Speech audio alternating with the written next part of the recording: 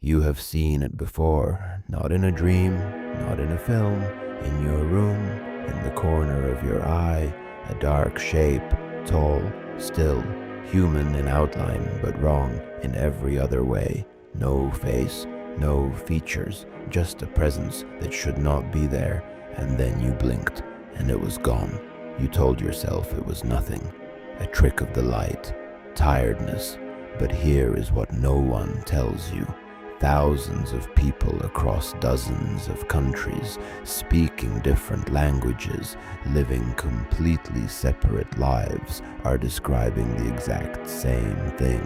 The same height, the same stillness, the same feeling of being watched by something that has no eyes. They call them shadow people. In 2012, researcher David Hufford at Penn State documented thousands of accounts of dark figures seen during sleep paralysis and waking states. He found the reports were strikingly consistent across cultures.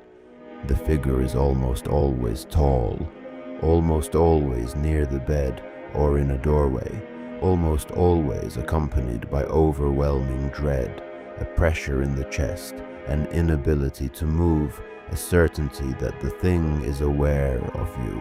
Hufford called this the problem of pattern. When people independently generate identical experiences, the explanation cannot be imagination. Imagination is individual, pattern is not. In Islamic tradition, they are the jinn, dark entities made of smokeless fire, known to watch the sleeping. In Persian mythology, the Div, shadow beings whose gaze alone could paralyze.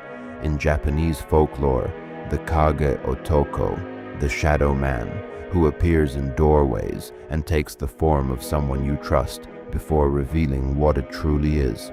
In medieval European records, the Dark Watcher, described in dozens of manuscripts as standing at the foot of the bed of those who would die soon. Every culture, every century, the same shape in the dark. Neuroscientist Baland Jalal at Cambridge University studied sleep paralysis, hallucinations across multiple countries, and found that the dark intruder figure was the single most universally reported vision, regardless of cultural background. But not everyone who sees shadow people was in sleep paralysis. Many were fully awake, moving through their homes in daylight. The figure appears most commonly in peripheral vision, the part of your eye more sensitive to contrast and movement, more prone to generating human-shaped silhouettes from incomplete information. Your brain was built to detect predators in the dark, and sometimes it sees one that is not there, or one that is.